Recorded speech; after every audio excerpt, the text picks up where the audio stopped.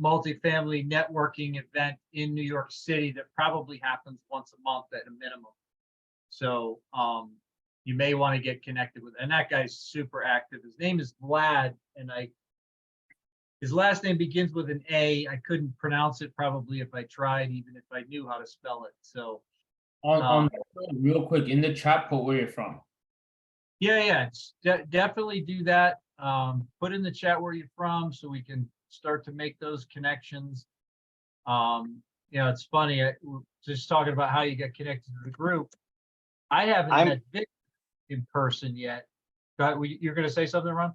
Oh yeah, I was about to say. So I started, I think at the end of May. I did my fast track, end of May I think it was, or beginning of June. And so I've only been in the MFM for what is that, like 2 months now? Yeah.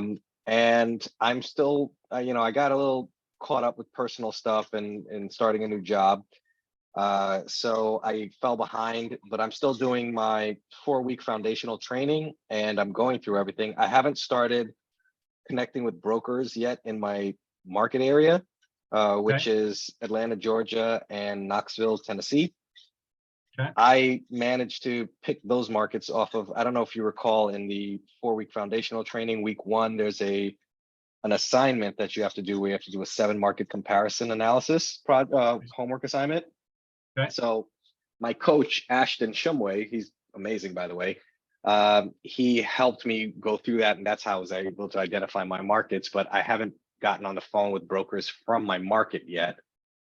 Simply because I had just started a new job and I'm in the office, so can't really make those kind of calls when you're in an office in an open setting, when you share a room with other people, obviously. Yeah. So I did 1 or 2 practice calls after work when I got home after 6 p.m. I'm in New York, so I'm on Eastern time. So I called the West Coast, California, because it's still love it. Yeah. So I got some advice from some people that I spoke with, and they said, well, try doing your practice calls. The business hours by the time I get home after 6 p.m. Eastern. So I did that. So I work remotely Mondays and Fridays. So I mean, today I got caught up doing some other stuff at work. I didn't get a chance to do the broker like I wanted to here, but I'm trying to figure out how to connect with brokers, how to start being able to find properties. I need to learn how to do the underwriting. And really what I'm trying to do is put together a team, because everything I've seen in the MFM community has said, don't try to go at it alone. Try to get a team with people who can specialize in certain,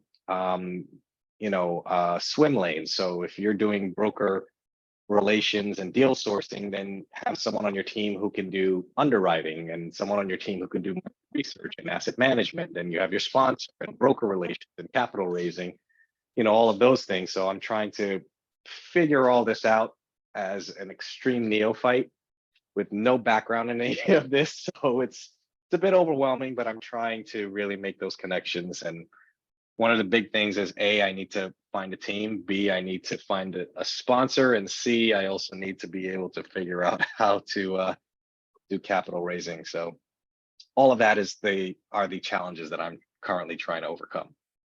Yeah, that's fantastic. And I appreciate you being here, and I appreciate you sharing all that. I think that's helpful for a lot of new folks to hear. And the key is, look, there's no perfect formula to any of this, right? But the key is taking action. And that's exactly what you're doing. And that's awesome, right? We can steer a moving car, but if you're sitting in your driveway and you're not moving forward, you can turn that steering wheel all you want. Nothing's going to happen, right? So take action, move forward. You'll learn what you're good at. You'll learn what you like. You'll meet new people. You might identify what you think is your team next week, and it turns out that isn't your team. You'll find the people you need when the time is right if you keep taking action. That's what I believe will happen. So we really appreciate you being here. I'll back up just for a minute. I think most of you, well, not everybody, obviously, some of you are brand new. So, but we are the Multifamily Freedom Chasers. This group was started by 3 guys. We've mentioned them. Actually started by 4 guys. One of the guys is no longer with us, but He's moved on to greener pastures. But Victor in Philadelphia, Trevor in Colorado, and Marcel, who lives here in Chattanooga, about 90 minutes up the road from me in Atlanta. And those three guys all have W-2s. They all have young families.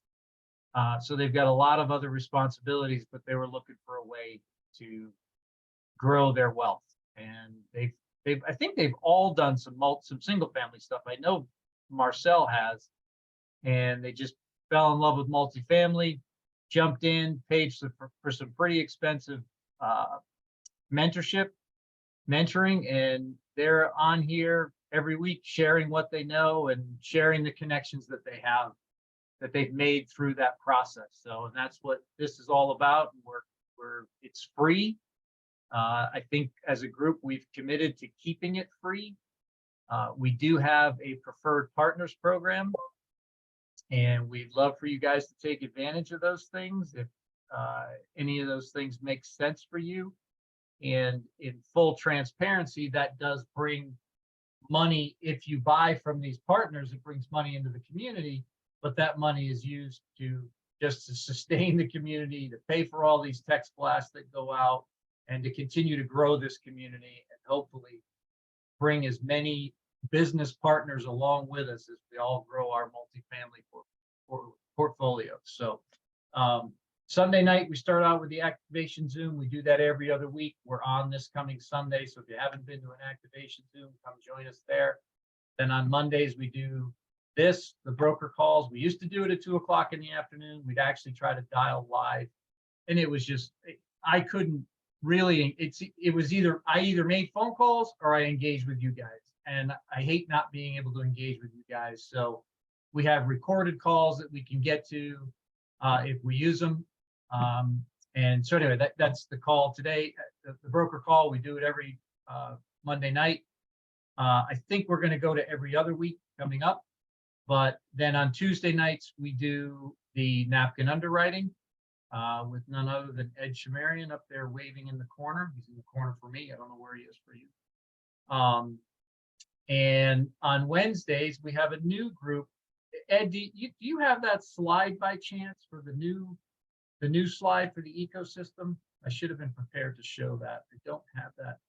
If you haven't joined the Facebook group, I encourage everybody to do that. All the information is out there. We have a new, in fact, I think you had mentioned general partners. That's one of the things, Ron, I think you mentioned that, finding a sponsor. I think that's one of the things we're going to be talking about in the Wednesday night topic is. Yeah, what time is that call on Wednesday? Is that 8 p.m. Eastern also? So I think that's actually 8:30 Eastern time this week. See, I'm in the office on those days at that time. That's what sucks sometimes. These calls are right in the middle of the workday, and if I'm not working from home, I can't attend those. It's 8:30 p.m. Oh, 8:30 p.m. Okay, great. That I can do. Yeah. So all of our calls are also on YouTube. We have a YouTube channel. Right. Everything's recorded. As you can see, this one's being recorded, and you'll be able to find everything on YouTube. So even if you're not there, there's ways to kind of get that content again. And I'll actually pull it up and I'll link the YouTube page. Thank you. I appreciate that. I really encourage you guys to check this one out Wednesday. It's going to be their first one. This group, they're new to our team. They are experienced. They are all, they own and operate, manage multiple units. So we can really learn a lot from these guys. And I would really encourage you to come on out Wednesday night and check that out. Again, obviously you can't make all of these calls. It's impossible. You can't even watch all of these calls on recording, but Wednesday nights is one you're going to want to check out if you can. If you can't be there Wednesday night, make some time to listen to that one for sure. It's going to be, I think, very valuable to you guys. So, and then Thursday night, sometimes we have, we're on pretty much every Monday, Sunday, Monday, Tuesday, Wednesday. Every other Wednesday, we have a debt call with Jerry Miles and his wife. And then Thursday nights, occasionally we have kind of a special event, which we did last week, but that doesn't happen more than once a month, maybe if that much, maybe once a quarter. So But that's our ecosystem in a nutshell. We appreciate you guys being here. If you get value from it, follow us on YouTube, like and subscribe out there, and tell your friends, and keep coming back, please. We really appreciate you being here. It's really boring when it's just me and Ed talking to each other. And We have 500 subscribers on YouTube. No idea when that happened, but that's cool. I guess that is cool.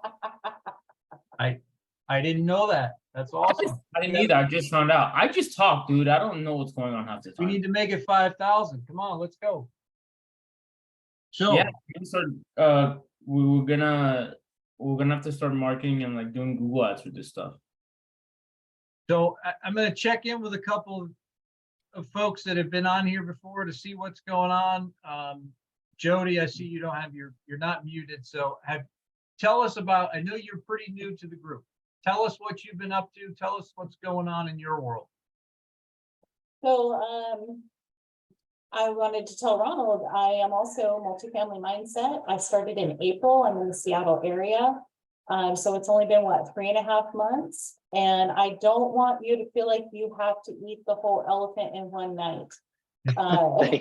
Thank you. It really is feeling overwhelming. I mean, I haven't even started sourcing properties or underwriting, and I'm speaking to other people who are already underwriting deals who started around the same time I am. I feel like I'm so far behind. You are not.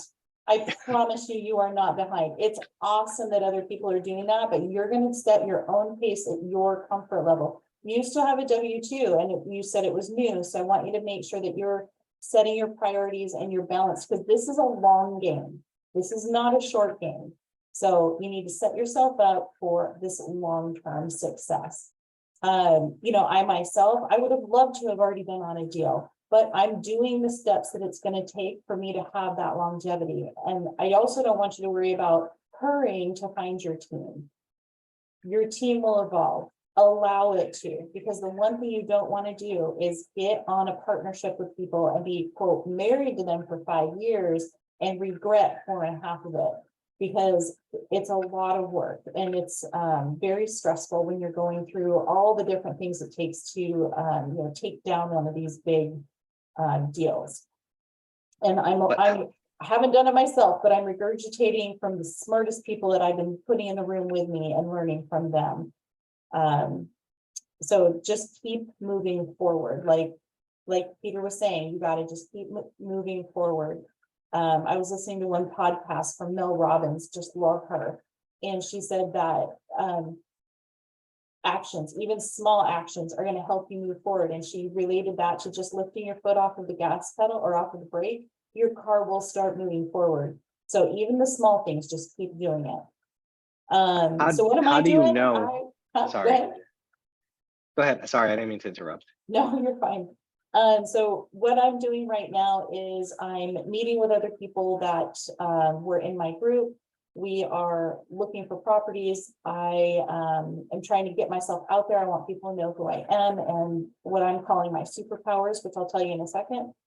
I am trying to be visible. Like I've set up next Tuesday, and I wanted to let you guys know this, next Tuesday at 5:00 p.m. Pacific time. So it's the same as this meeting for you on the East Coast.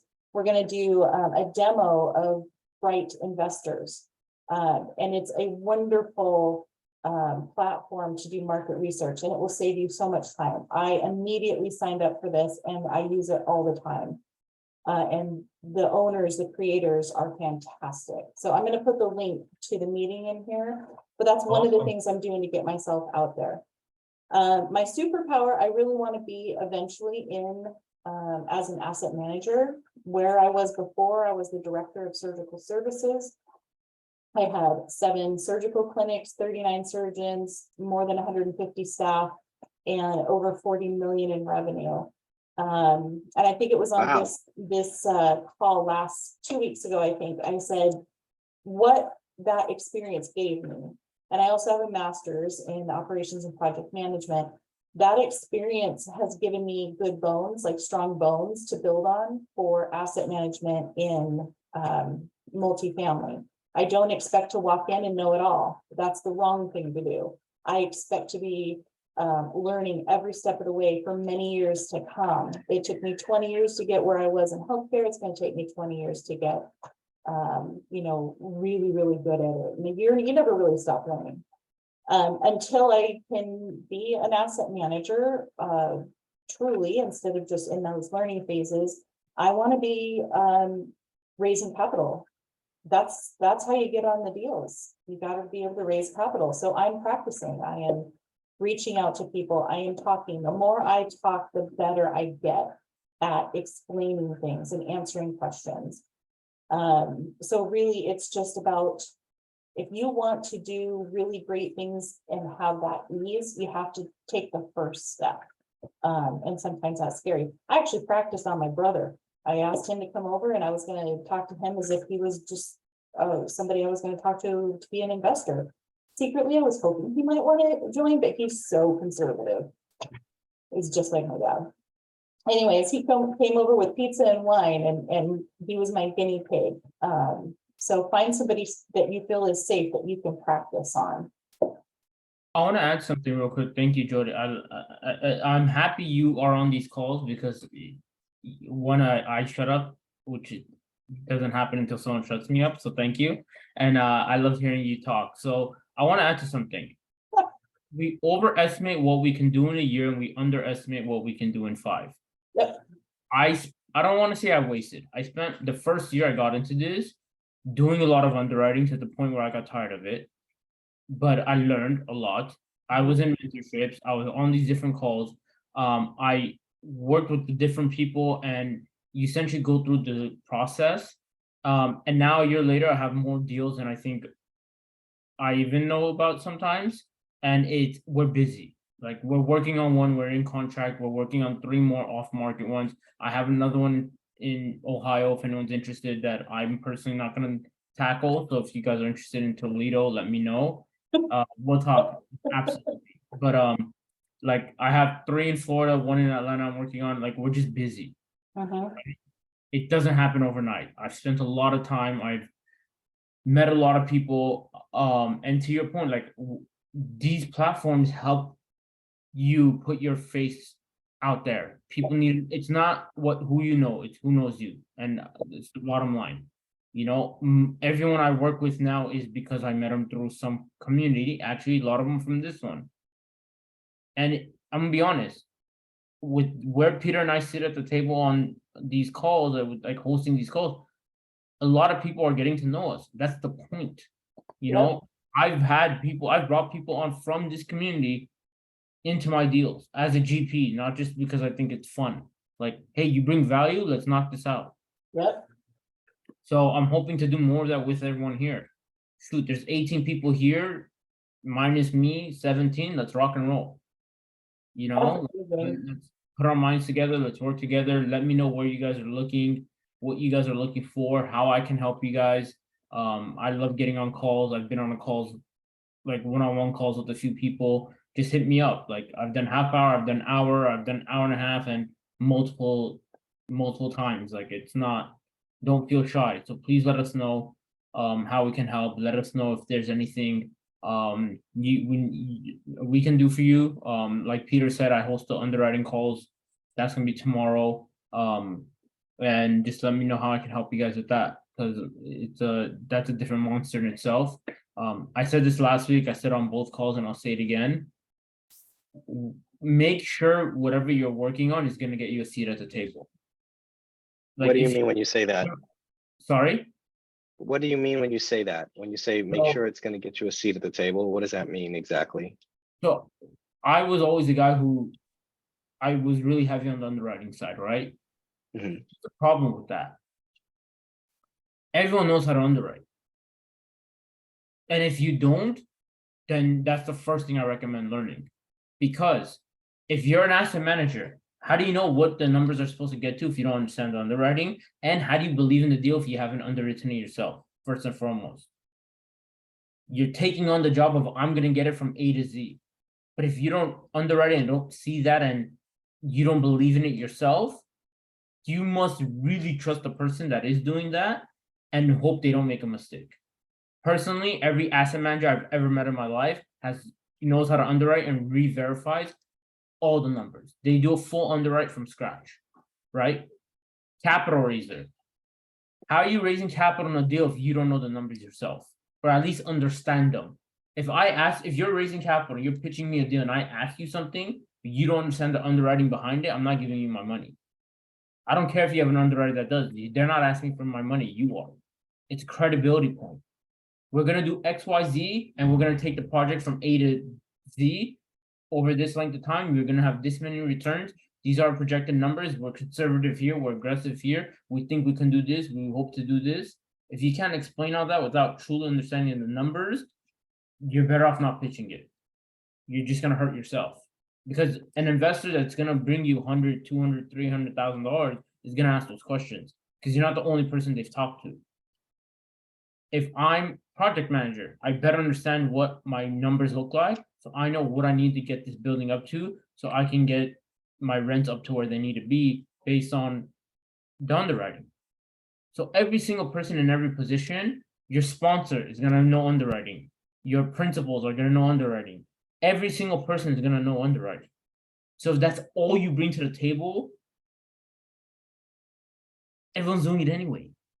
Like, how are you going to get GP percentage for doing something that everyone else is doing regardless? Another tool to that. And Ronald, it would be really good too with, if you do find somebody who's interested, it could be an investor. It would be good to get with a team that you can sit in and listen to how they pitch. I did that with Ellie Baxter. I don't know if you've connected with her yet. She's in my area. She's just been a fantastic mentor so far. I had a potential investor and we met last Tuesday. That's why I wasn't at this meeting on the napkin underwriting. And she went through her deal. And I just learned so much just by watching somebody else actually pitch their own deck and what I need to learn to make sure that I can pitch it at that same professional level. And I think that's what they're talking about when you're understanding the numbers is, you got to understand that property inside and out and everything you're going to be able to do to value add. Not that you're going to tell every detail to the potential investor, but if they have a question. And sometimes these people know more than they might have let on to knowing, or they might have a really just innate understanding of what it would take to turn a property. And that's kind of what happened with the Albert when we were talking that Tuesday. I know him, I've known him for years, and he's done just enough real estate to where he was catching on really quick, and he started asking really great questions. And Ellie, she just boom, boom, boom, boom, boom. She had all the answers right there where I wouldn't have known it because I hadn't really dug into the property at that level. And to add one more thing to that, one, you don't know what the other person knows. So you always want to make sure your numbers are tight and you have everything dialed in. Also, there isn't one right way to necessarily do something. It's like talking to a wholesaler, talking to an agent, talking to a realtor who does well. There's 100 different ways you can do it great. Find a little bit of everyone that you like, find what fits you, add your own personality to it. Because at the end of the day, no matter what you're doing, you're still a brand. So if you kill it in asset management, all right, make sure people know that. And maybe you're more aggressive, or you're more hands-on, or you're willing to move to XYZ city. Not everyone's willing to do that. Maybe some places need that, some don't. Yeah. There's no right way. It's just what works for you, and do you have a track record? Your credibility is very dependent on, have you been in it? Have you done it? Have you seen it? Obviously, early on, no one has. That's why you get onto create these teams with people who are established. Like, I'm a firm believer in, if it's a bunch of newbies, and no offense, because we're all starting out, like that's the point of this, don't get together with a bunch of newbies because you don't know what you don't know. You could be in this for 2 years, 5 years, 10 years, you're still learning stuff every day. So if you're already in the beginning, so like, I don't know what I'm doing, I'm kind of figuring it out, and everyone's trying to figure it out, that's scary. Like, how are you going to raise money on 100 units if you've never done it? No one's That's like the blind leading the blind, right? Yeah, and I'm not saying you can't do it. Can it be done? Of course, like the crazier things have happened. But remember, you're asking people for money and they're gonna ask you what's your track record. And you can't lie to them. That's the worst thing you can do. And when you're honest, it doesn't matter if you're the best person for the job or you end up killing it. You crush the numbers. But you can't prove that yet. You know, like it's really hard to sell that when it's like, hey, we have X years of experience, we've managed XYZ, we've gone through this many full cycles, we've produced these numbers and returns for previous investors. How much more confident would you sign trying to raise capital, and how much more trust are they going to have in you? So I'm very big on that. Like surround yourself with people, and for your first deal, it's not necessarily about what you get at in value or what you get in like actual returns, but it's what you get in credibility and values. 100%. Sellers and brokers perform due diligence on team 1,000,000%. You'll hear, I've heard Vina say this on one of her calls. She got an offer accepted not because she was the highest price and the best terms, because she was the most credible and able to close. Remember, a broker has to trust you. You have to deliver a check to that broker. Jason just put a great comment in the chat, and I appreciate that, Jason. That's another thing, be active in the chat too, guys. I just repeated that one. That's where I got it. Right. We love when you guys participate, right? That makes these calls so much more interesting. It also makes them go very, very fast. We only have an hour and we're 33 minutes in. So we're not going to get too far, but yeah, I think you saw his comment. Obviously, sellers and brokers are performing due diligence on you for sure. And that's why, we have to, when we're calling these brokers, one of the keys is confidence, right? We've got to be able to call these folks with confidence. And the only way you get there is through practice. At least that's the way it was for me. It's hard. And I know I was texting somebody this week. I don't remember her name. I don't think she's on this call here tonight, but I'm going to schedule some time with her this week because she's really struggling getting over the hump and picking up the phone and calling. And to me, that's all it is, right? Once she has the confidence, then, you can pick up the phone and call and talk to anybody. And once you have enough, just a little bit of background, confidence in the terms, knowing what questions might be asked, knowing how to answer those difficult questions. Like Jody, I bet that meeting with your brother, I bet that had huge benefits to you, right? He probably asked you some questions that you hadn't thought of before. You're saying he's super conservative. Well, you're going to run into a lot of people that come across as super conservative, right? But we've got to figure out how to make them understand that properly underwritten, these are conservative investments, right? They're not conservative if you're behind floating rate debt and, and it's just, the purchase price was way too high. But if you've underwritten the deal correctly, these are conservative investments. But it'll take time, right? Your brother probably won't invest in your first deal, but 5 years from now, when he sees you return that capital at a 2.4x, he's going to turn around and say, oh, maybe I should have listened to my little sister. I don't know if he's a younger or older brother. You didn't tell us that. I'm his big sister, and it was great to practice. I have one of those too. I only have one sister, and she's my big sister. Even though I'm 6'4", she's my big sister. So anyway, what I wanted to do today, and from broker outreach perspective, is just kind of take a step back and show you guys what we do. So this will be repeat for some of you, but I use either CREXi, for those of you who don't know what that CREXi, CREXi.com or LoopNet.com. Those are the two big ones. There's probably other places you could go get this information. I'm sure you could just Google local commercial brokers or local multifamily brokers, anywhere to get names and phone numbers, right? But the technique that we've kind of decided on, or that we use here, is we find a property that's listed. Quite frankly, if it's on the market, it's probably not something I'm going to buy. That's not definitely true. I don't, and it's certainly at different times in the cycle, that's absolutely not true. Right now, I would suspect that most of us aren't going to be buying on-market properties. We're going to have to find those off-market properties. In fact, we're going to, in some cases, perhaps be going direct to seller. I highly recommend activity, at least some of your activities trying to go direct to seller. You said it earlier, Jody, this is a long game, right? This isn't a short-term thing.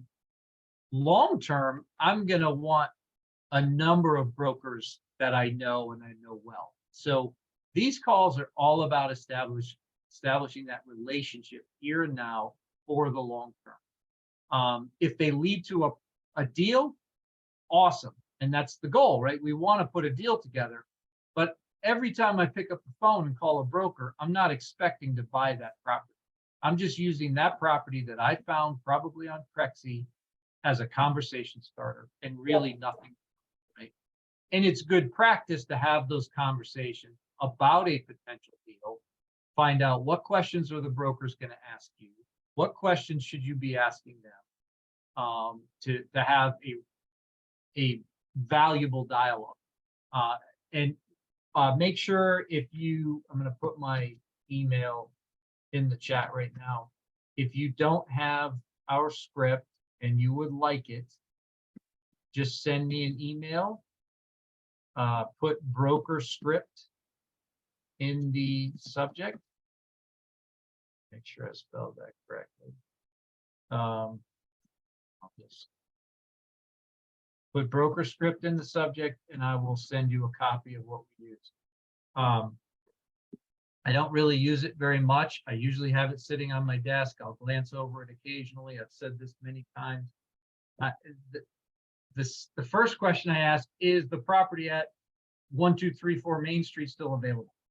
That starts the dialogue, right? My second question is, tell me the story about the property. What's the story behind it? What's going on with the seller? And half the time, those are the only questions I end up asking, because if they do engage, if they do tell the story, you get pretty much all the information. Now, some of them don't, right? Some of these guys and gals they've got their relationships. They've been in the business a long time. They're harder to connect with, right? Right now, I'm finding pretty much every broker is pretty easy to connect with because they're looking for new relationships too, right? They're looking for people that are actively buying because it is not easy to put a deal together, right? Still that big disconnect that we talk about pretty much every week between the market reality with the higher interest rates and the seller expectations. I think those are gradually starting to line up a little bit more. I'm hearing anecdotally there's more transactions are starting, but I still don't think we're going to see things really pick up for another couple of quarters, more than likely. Also, we have a wall of debt coming due, so that's going to create more need for transactions occurring. But I'm going to share my screen here real quick. Hopefully, I know it's not easy to see in screen sharing mode for sure. But I'll just step through real quickly what I do on the CREXi website. So hopefully you guys can see that. And Ronald, you said you have not made any calls yet, right? I've made one call to a broker in California, in San Diego. Oh, that's right. You did say But that. Okay. San Francisco, I mean, but my market areas are Atlanta, Georgia, and Knoxville, Tennessee. So simply because I felt like I wanted to get more experience, but Yep. I was going to see if it's okay with you and with everyone else, if after you're done, I don't want to take away from everything that you're going to, show us, if I could kind of run through a quick kind of simulation with you, like just go. Absolutely. We've done role plays in the past. Would love to do that. Thank you. It's a little challenging because you're making it up on both sides, but no, we can definitely do that. So this is the the website that I was talking about, CREXi, the one that I tend to use, right here, you just, you filter what you want. And I always filter multifamily. Then under multifamily, there's a whole bunch of other stuff. There's student housing. I remove student housing. I remove RV park. You may not want to do that. You may want to leave those in there. I'm not opposed to RV parks at all, as a matter of fact. And I've come to know a lot of people who buy those. So in fact, just for fun tonight, I'm going to leave that in there. Then I put in the city, Atlanta, and hit enter, and it'll filter your results. There's only 14 results here for that particular search, so it's not a ton of data. Another reason why we look at other markets sometimes as well. I'm pretty much looking just about anywhere in the Southeast, but certainly trying to focus here in my backyard in Atlanta. So I looked at this a little bit earlier, and I just wanted to show you guys, this is an 18-unit building, and just looking at it real quickly, it looks to be presented quite nicely. Just from that alone, Bull Realty does a lot of work. I already know that this is probably not a deal I could buy, right? This is probably somebody who came in and bought it like I want to buy it. They've fixed it up, and now they're trying to exit. So there's probably not going to be they're not going to leave enough chicken on the bone on this thing. But even with that said, when I just look at the numbers really quickly, 3.3 million, it's 18 units. That's $185,000 a door. Probably more than I'm wanting to spend. However, as a real estate investor, if you're acquiring rental properties, you can't find one single house in the Atlanta area for $185,000 that you would live in. You can find them, but they need work, and they need a lot of them, right? If these things have actually been renovated, like I think, if you look at it in terms of single family homes, this could be a pretty darn good investment for somebody. This probably cash flows at a reasonable rate if you had $3 million to plunk down on. Not that you would do that, but anyway, that was just a thought that kind of popped into my head as I looked at this thing. It's not, I'm looking for a much better deal, but put in perspective of rental properties and single family homes, it's really probably not a bad deal. If you bought this thing today, you'd probably be pretty happy 10 years from now. So anyway, we come to these, you get your list of properties, and then a lot of times just right here on the screen that you can see, you'll see the name of the broker. In this case, there's an OM, so the offering memorandum, we'd probably have to click on that. And within that, you'll find the names and numbers of the brokers involved in that deal. And that's it. I've got their name and number. I call them up. Oh, how do I get out? There we go. And you start asking them about, hey, is that deal at 359 Lanier Street still available? It's just a conversation starter. Property looks really nice. Looks like they did a good job. What can you tell me about it? And just start the conversation, right? The broker script will really help you just to have, if you've never done it before, just to see various questions that might make sense to ask. If you read through the script and you have any questions, feel free to reach out to me during the week. We can hop on a phone call. I'm happy to do it with you. I'm happy to get on a Zoom and do a couple calls with you if you'd like to. I'm always looking for an excuse to spend some time to call some more brokers. So happy to do that. I won't be able to do that forever. I won't be able to do it if a lot of people request that, but you know what? People just don't. So that's the other thing. You're going to get a lot out of these calls if you show up and participate. Jody, we really appreciate your participation. Thank you for being here again. We call on you, we call you out because we know you're a good sport and you'll play with us. So we thank you. Ron, same thing here today. I love the fact that I chose you. You're clearly taking action. That's awesome. I'm sure I will see you again on perhaps, if not this, other Zoom calls. So keep coming back. Thank you. I already sent you the email for the broker script you'll already see it in your inbox. I don't want to delay on anything. I actually was trying to sign up for CREXi, but I keep getting an error message. But I'm taking action as we're on the phone, as we're on the call right now. And when you say sign up, oh, just give them your basic information so you get emails from them, I guess. Yeah, created a login on the top there. It Yeah, said sign up. So I thought Okay. maybe you had an account with them. So I was trying to do the same thing, following your footsteps. It's funny, the guy reached out to me just today and he's trying to sell me on it. And they probably have a pretty decent deal. But it's $200 a month. I just don't have any need to spend that $200 a month at this point. I can get all the data that I need. But there were some interesting searches you can do, and he was talking about pulling and skip tracing information on owners directly. So that was kind of interesting, and I might look into that, but I do have other ways to get that information. So why do you use CREXi more so than LoopNet, if you don't mind me asking? No particular reason. You can do exactly the same thing on LoopNet. It just happens to be the tool that someone told me about. I started using it and I'm comfortable with it. So I'll go on LoopNet as well, just to see if there's anything different. But it's just more of a comfort thing since you kind of started a little bit more with this. Yep. There's no, I do. In fact, I was on LoopNet this afternoon. So it's not that I don't use LoopNet. It's just the one that I tend to use more. I'm a little bit more familiar with because I've used it more often. That's it. So I want to add something real quick too. CREXi, it's easy to find brokers, and it's an easy way to search through them, sift through them regards to like volume they've done. It shows their activity. If you click the 3 lines on the right side next to the sign up or login, you can go to find a broker. Another thing I want to say regarding when you're calling a broker, read this information before you call them.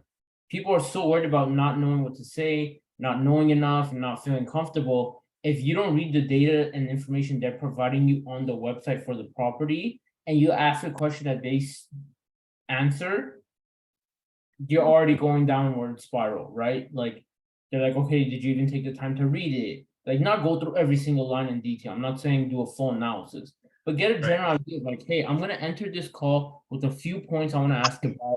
Make sure they're pretty valid questions. And like, even if it's something generic, like it's been on the market 45 days.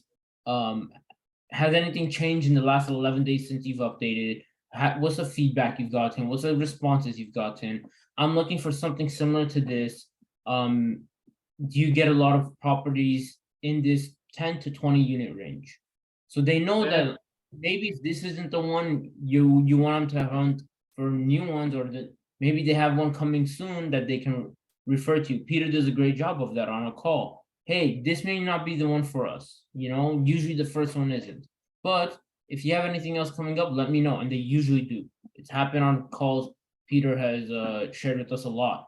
So, and check the due diligence tab. What if there's something there and most people never click it? You know, I'm not saying every time there's going to be something, but if there is, you want to know it's there. Scroll down, read the notes, and just stuff like that, so you get a better idea of the property. Regardless if you look to buy it or not, that's not the point. If you just want to sound like, hey, I took some time to do some homework. Now I'm serious about building that relationship, and I'm not just someone who's gonna do a 5-second glance and move on with my day. It's a little more. I appreciate that input, Ed, and I have a little bit different perspective on it, but I'll share that in just a minute. But I want to get to Judy first because she's raised her hand for quite a while and she's being very patient. So Judy, you must have a question. Please unmute and ask. Hi guys. Okay, I just wanted to add a little bit to the conversation about broker relationships. I'm not speaking at all on behalf of an expert here, but a lot of times it's just rapport building, right? You want to be yourself and to be likable, right? Because if you're likable, people want to teach you, they want to talk to you. Clearly, brokers are trying to make money as well, but a lot of people, just want to help you if you're new. And even if you talk to them about a deal, then that's a deal you can go home and practice your underwriting with. So you get better and better at underwriting, deal analysis and underwriting, deal analysis. Whether it works or not, you get some practice with it for a long time. And that's what's important about learning the different aspects of commercial real estate, is that there's roles and you have to know a little bit about all of them. You have to be good at several of them. in order to add value to a team. So that's all I wanted to add. Thank you. No, thank you, Judy. And so that's a great point, and something I want to point out, especially to you, Ron, and where you are in your journey. Do exactly what she said, right? Make these calls, build that rapport with them, get the data on the deal, and then go do your underwriting, right? And it doesn't have to be a deep dive, just your napkin underwrite, right? 10, 15 minutes if you can get to that point where you can get through it really quickly, and then follow up. Say, hey, we're probably not going to move forward on this deal, and here's why, right? And when you do that, that really helps to establish that rapport, to build that relationship. They're going to take you seriously. Hey, he took the information I gave him. He came right back to me, told me why this property isn't going to work for him. And then they start to understand better what it is you're looking for.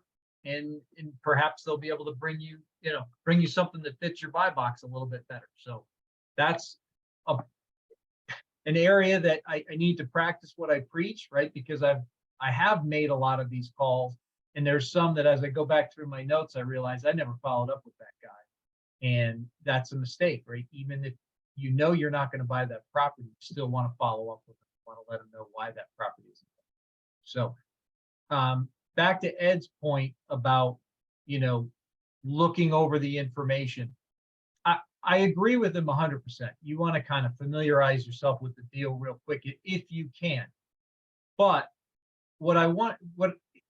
especially when you're getting started, I don't want that to be a hurdle, right? I don't want you to spend 20 minutes digging through each address, trying to understand what's going on. I would rather you find the phone number and dial and start the conversation. And when I do that, and I haven't looked at it, the way I start that call is, hey, Ed, whatever the name is, I'm calling you about 359 Lanier Street. I haven't looked at the numbers at all. Before I dug into it at all, I wanted to find out if it was still on the market. I didn't want to spend any time digging into this deal if it was already off the market. And a lot of times they are, right? Oh yeah, in fact, that just went under contract this morning. I've had that happen in a phone call. So I'm glad I didn't spend 20 minutes digging into the deal. Not that it takes 20 minutes. Nothing wrong with spending 30 seconds, 2 minutes, 3 minutes, kind of get the highlights. Like Ed said, is there a due diligence tab? Is there something real obvious that it'd be good to know? As much of that as you can do it. Just don't spend a whole lot of time trying to really digest the deal, because the whole point of these calls is not to buy that property, but to establish a relationship with that broker. If that leads to the purchase of that property, awesome. But pick up the phone. I don't want it to be a hurdle to making those calls and meeting more brokers, because that's the key. It's just to meet more brokers.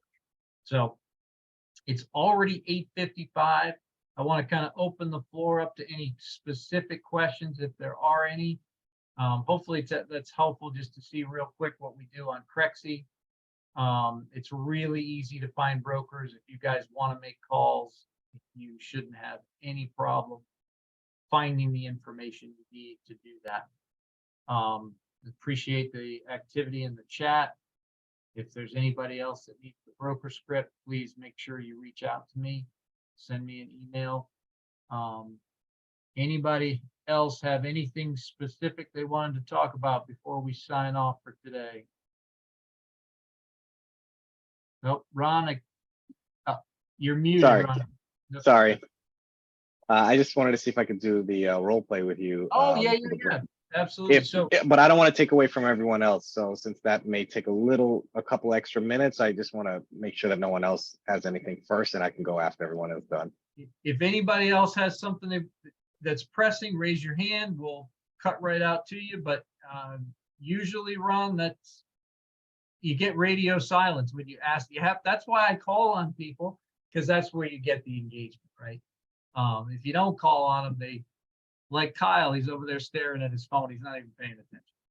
So, there we go. We got a wave from him. So Kyle, if you want to talk to us, raise your hand. But is there a specific property that you want to kind of, and do you want to be the broker or you want to be the caller? I'm assuming you want me to be the broker. Yes, please, because I need to get experience and practice speaking to a All right. broker. I don't have a specific property. I haven't even started looking at properties yet. I've just been really going through the training. I don't know if that's the correct way that I'm doing it, or if I should have already been looking at properties while I'm doing the 4-week foundational training. Look, like Jody said, you got to go at your pace, whatever that works out. As long as you're taking action, it's going to be a good thing. I don't worry about it. Just keep doing, right? Keep taking action. But for the purposes of this call, and I don't want to, obviously, guys, if you got to jump off, you got to jump off. I'm happy to stay on, Ron, and do a quick role play with you. I think what we should do is, can you go to CREXi right now? Sure. Yeah. Let's go to CREXi, do the multifamily. Okay. Well, actually, you don't have to go to CREXi, right? You're going to be asking me. So you're calling me about 359 Lanier Street in Atlanta. Go for it. Oh, so should I be calling about a specific property or just calling to start a relationship and get in touch with this person? You can do that however you want, right? I like to do that by having a property in mind. That just opens the, it gives us something to talk about, right? And it gives me something specific. If I don't have a property that I'm calling about, what am I going to ask it, right? I don't have a script that's intended to build a relationship with a broker without a property. And all my questions are about a specific property. I'm not saying you can't do it another way. That's just the way. That's the way I do it. That's the way I teach it. Gotcha. So, yeah, I would say that's a great way to do it. Hey, you got a great looking property here and then just start asking questions. You don't have the script, right? No, I don't have the script. Okay. But I can go with how I think I would approach a broker, and then you can kind of help me. Here's what I need to do, right? I'm going to pull up the script that I have, and I'm going to share my screen. I think you'll be able to see that reasonably well. Let's see. I should have had Ed doing that. He probably could have done that for me, but anyway, we'll get there quick enough. I think I'm almost there. Zoom, broker outreach, broker script. Here it is. All right. Let me expand my screen.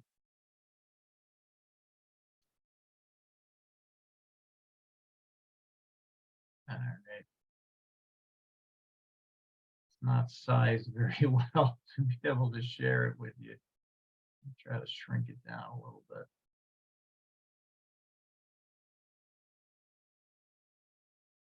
Hopefully you'll still be able to read it. All right.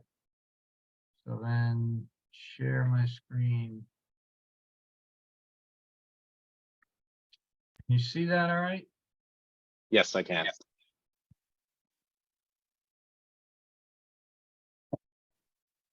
Okay. Property. So you say the property address twice, it looks like. Am I saying that? Am I reading that correctly? At the very beginning? Yeah, I mean, again, however you want to do it, that's how it's written. Is this a good time to talk about the property? If you ask that question, then I would just say, is it still available? I wouldn't. Gotcha. I would repeat the address, right? So, don't get too hung up on it's just a guideline. Just have a conversation like you would talk to anybody, and use this as a guideline to kind of spark the conversation. Okay. So I'm just going to say hello, and you can start. Sure. Hello, this is Peter. Hi, good afternoon, Peter. This is Ronald Sohan. I'm with Halcyon Capital Partners. I was actually calling to talk about the property at 359 Lanier Street. I saw your listing on CREXi, and I wanted to know, is this property still available? It is still available. Yes, sir. What can Okay, I tell you great. about it? Actually, I'd love to hear a little bit more about the story about this property. Like, why is the seller selling it? Yeah, so this is where the role play gets difficult, right? Because I have to just completely make that up. But anyway, so yeah, this seller is getting older, and they've let the property go a little bit. They have been self-managing for a period of time, and they recently, a couple of years ago, hired a property manager, and that didn't go all that well. And right now, we think that their rents are at least $300 to $400 below market. Okay, so did they determine the asking price by going off of what their current rent roll is, or what the projected rent roll could be, based off of market price in the area? Yeah, good question. So I would say that they are trying to split the difference. They understand that, you know, they're not going to get a price based on pro forma, but I think their price is probably a little high based on where they're at in terms of current rent performance, but that's where they wanted to start. Okay, well, do you happen to know what the whisper price is? Yeah, as a matter of fact, and I'm not looking Did at I lost. go a little off there by asking that? Should I have not asked that? No. Oh, no, not at all. Right. Again, it's hard to play this side when you're not you're not familiar with the thing. Property, So right. yeah, it's okay. Our listing price is 196. I think if we get close to 19, we've got a deal. How far below 19 we can go, I don't know. Okay, well, is there a loan involved? And if so, what are the terms?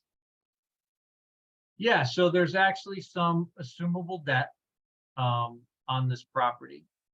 I don't have all the information on all the terms, but there is an assumable loan. So I know that could be, there's a number of years left on it. I think there's 7 years before that balloons. And I think the interest rate is in the 5s. So it's fairly attractive based on the current debt market. Okay, and do you know if the seller is open to seller financing or not? I don't know. They haven't seen a lot of offers. So, and the only offer they have seen didn't have any seller financing in it. So,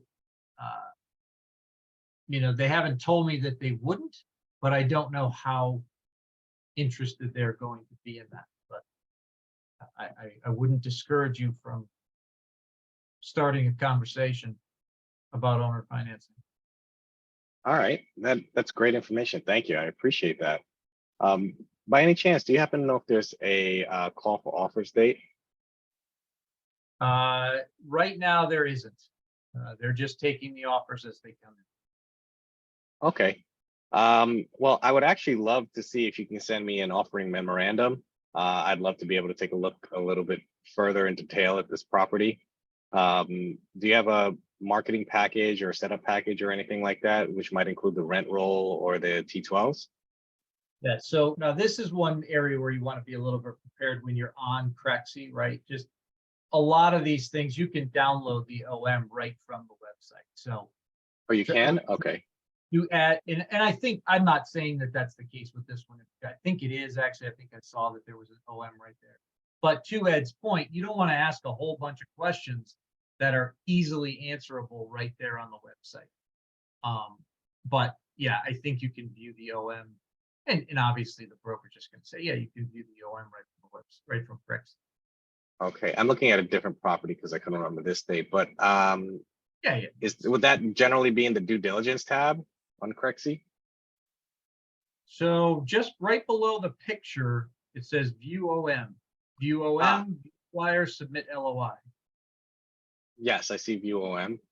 it said download OM. I have to create a free account, which it wasn't letting me do, so I can't do that at the moment, but I see. Okay, so the OM would have the rent roll and the T12 in it? And I would say that not necessarily, probably not. Okay, So, no, I can get So- you if you're interested in moving forward, I can get you the rent roll and the T12. okay. Are generally offering memorandums, what are usually included in those? Well, they could have that information.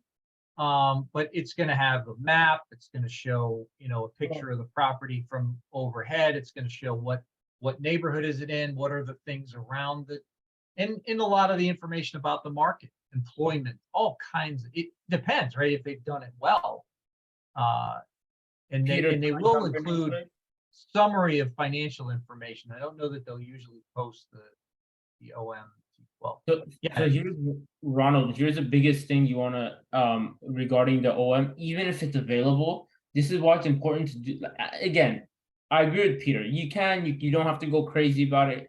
But if I look on the OM and they sometimes have a snapshot of their T12, or they sometimes have a snapshot of their rent roll. But what if, for example, that other property swap, it's been on the market for 45 days. Do you have updated documents? Even if they have it there, hey, I noticed the OM only goes until June. Do you have July? Or in what only until April? What if they listed in February? Hey, do you guys have updated docs? Just to help me better understand the property and be better Mhm. prepared to do some underwriting with it. Because if you're underwriting something from February, I don't care how great it looks, it's not relevant. Okay, That's why, see, I'm like taking like a second, like, let me see what they have. Is it recent? Is it up to date? Cool. But also it's like, and then you can dive into like asking more questions specific to it, which I probably wouldn't do on the first call anyway. But that's Mhm. something where it's like, hey, I noticed it's been on the market for X amount of time. Usually you could see 2 months, 3 months, 4 months. Do you have updated docs? And sometimes on CREXi, they don't have the T12 or rent roll at all, and is that even the same also with LoopNet as well? yeah, I think LoopNet might be even worse with how outdated it is sometimes. But especially with the rent roll, what if you had 3 vacancies come up?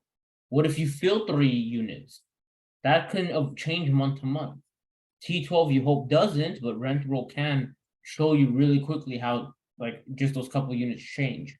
That's where I would personally, the longer something's been on the market, the more likely I'm gonna be like, okay, let me see how up to date some of this information actually is. Okay. Yeah, Understood. you're always gonna want that rent roll and that T12 to be up to date, right? With the most recent. Okay, Like, sometimes and they'll so- send you a T12 and like the last month on it's 4 months ago. It's like, that's not a T12 anymore. So you're calling about a property that you might already know is not in your buy box, but just using that as an excuse just to speak to the broker and try to forge a relationship? I've absolutely done that 100%, right?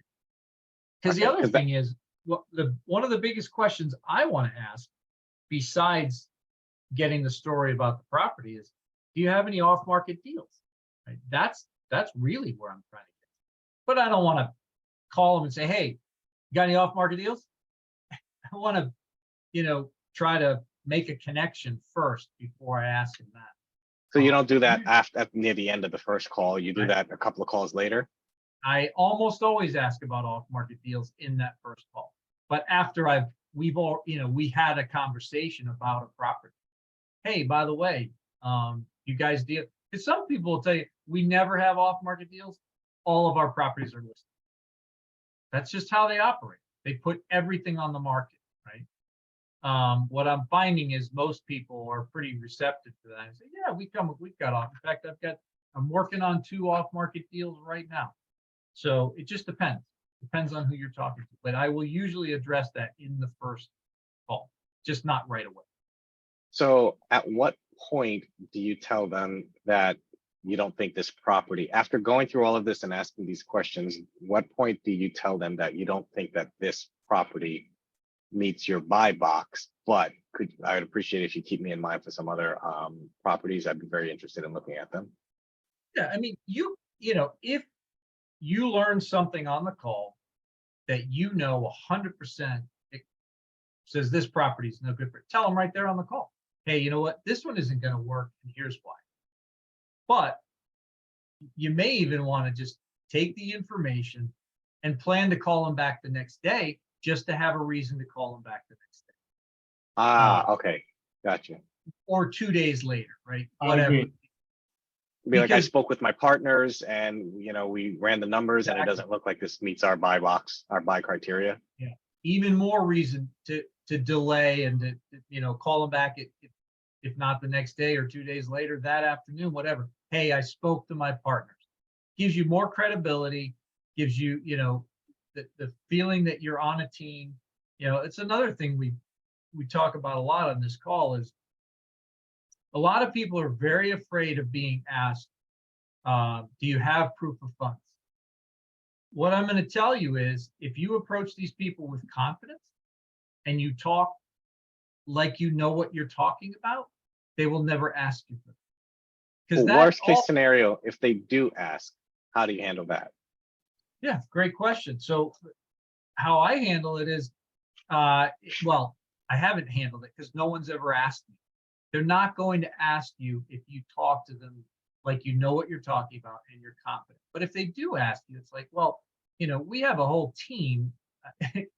And, if I'm talking to them about a 20-unit building, that might be different. I might have enough. I might, as one person, be able to show you but if I'm talking to them about a 150-unit building, who's sitting there with the $4 million in the bank that they need to, that we're going to have to raise to close this deal? So I would just say, I'm part of a team. We don't have all of this capital sitting in one bank account. Or even make it simpler. I'd love to get that to you if we proceed with an offer. Yeah, right. Happy Why do you to get that to you. I haven't offered yet. Don't worry. If it makes sense for us to give you an LOI on this property, we'll deal with that at this time. But right now, I don't even know if we're interested. Yeah. I like that a lot. We'd love to present you the our credibility package once we put an offer in. I like that. LOI is non-binding. LOI doesn't mean anything. Okay. I can send you an LOI for XYZ, doesn't mean anything. Hey, you don't put the cart before the horse. Let's figure it out. Let's see if this is actually something I want to offer on. If you're already asking for my financials, I don't want to work with you. I'm not giving you stuff before I even have updated docs from your end. Like, who's trying to sell who here? Wow. Okay. Yeah, 100%. And the more you get comfortable talking and learning the questions that they will ask and having reasonable answers to those questions, it just isn't going to come up. They're not, that is a question that they will ask when they sense somebody's brand new and they're just trying to screen you and get you off the phone. That's my suspicion, is that's not going to happen. Right? You're going to get pretty comfortable very quickly. Just this call today, I know helped you, right? And I know that because you stumbled on your introduction, not much, just a little bit, right? Because you've never done it before. It was your first time. Well, right. The next time you do it, it's going to be that much smoother because you're already going to know what you, and that's the key, right? Rehearse. So it's interesting. I saw this clip today, and I forget the guy's name. He's awesome. He's got amazing content. Most of you have probably seen him, but he coaches people on how to speak and how to present, and how the topic today was getting over the fear of doing a longer presentation, right? And his advice on that was to really rehearse the first 3 minutes and then really rehearse the last 3 minutes. What happens in the middle just isn't going to be all that important. So I would apply that to this script. Just rehearse the first thing you're going to say to them, right? Hey, your name, whatever your entity name is that you want to use. I'm with Real Estate Solution Provider, whatever it is. I'm calling you about the property at 123 Main Street. Is it still available? It obviously we can all say that, right? But if you've never rehearsed it and you're picking up the phone and you're calling your first broker, you're going to be a little bit nervous. You're going to stumble through that. And, once you've done it a few times, you won't stumble through that anymore. Hey, what's the story about this property? Tell me what's going on with the seller. Great. You have that conversation. Hey, is there a call for offers date? Can you send me the offering memorandum? Just those few things, you sound like you know what you're talking about. The thought to ask you for a proof of funds isn't even going to pop into his head. You sound like a serious buyer. Now, that said, I have told some brokers that I'm brand new only because it came up. But otherwise, they're never going to know. So if they say, well, how long have you been doing this, or how many properties have you successfully closed? And, how do you respond to those questions? Yeah, so it depends, right? You can respond however you want. I often leverage the team. I leverage the success of the team, right? We closed a 40-unit deal back in October. We're underwriting 6 or 7 deals right now. We have 4 or 5 LOIs out right now. I might say something like that, right? Am I involved in all of those? No. But am I involved in the group that's doing all of that work? Yeah, absolutely. So it just depends what you're comfortable with and how much the longer you're around, the more you get to know some of the people on the team. Marcel's a friend of mine. I met him before we even started this. He's the one who bought the 40-unit deal in November. I don't talk about that one anymore because it's kind of old history, but I used that several times in conversation. Use mine. Ronald, throw mine out there. We're in contract for 120 units in North Florida, in the Panhandle. If you have any questions, we'll be happy to answer them. Thank you. Now, you may want to get a few more details about that deal, just in case they start to dig into it a little bit. But yeah, look, you're part of this community. You are a multifamily freedom chaser. So if Ed's working on a deal, so are you, right? Go book a call with Ed and go look at the underwriting with him and get to know what's going on in that deal. Ed, can we schedule a call together where I can kind of learn how you underwrite? Because I haven't really, like I said, all I really know about underwriting is what they went over in the 3-day course. It's use the spreadsheet, put this information in here, and bam, bam, bam. So is that the napkin underwriting you mentioned before when you say just do the spreadsheet, or is that something different? So we have a napkin, and if you're on tomorrow's call, you'll see that. My phone number is in my name. Shoot me a text and we'll connect. Sure, you got it. All right, guys. So we have gone way over this time. It's all Ron's fault. It is. It is my fault. I own it. And we're gonna blame him for it, and that's fine. But we allowed it. So role playing is one of the things that we like to do on these calls, and I'm thrilled that you suggested it. So that's awesome. I'm not even going to ask for any more questions because I know you guys aren't going to ask any right now. If you do, put them in the chat and we'll address them next week. But I will say thank you very much to all of you for being here. It's amazing to me that you guys keep showing up. Please keep telling your friends and come on back next week. Kim, keep your eyes on the road. I see you driving there. Thanks for popping in. Ron, great to meet you. Appreciate you participating. Thank you guys for everything. Yeah, if you can, come join us for the napkin underwriting tomorrow.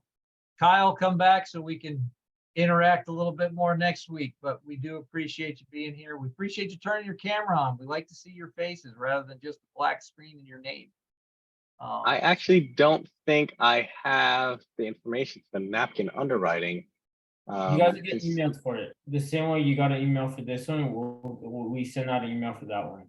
Okay, I don't think I have that email yet. So has it not gone if out he yet? hasn't- Yeah, if you haven't connected through the Facebook group, are you connected to Multifamily Freedom Chasers through the Facebook group? Ronald, I got your text, so we'll talk offline. It'll be easier. You got it. All right, thank you. There you go. Yeah, for anybody else, if you connect through the Facebook group, go to the events tab, look at the events. You'll see all the events that are coming up. The next one is tomorrow night, 8 p.m. Eastern time, napkin underwriting. And then Wednesday is a brand new one. Come join us. That one's going to be awesome. Learn how to build your team. So appreciate it, guys. Thanks for being here.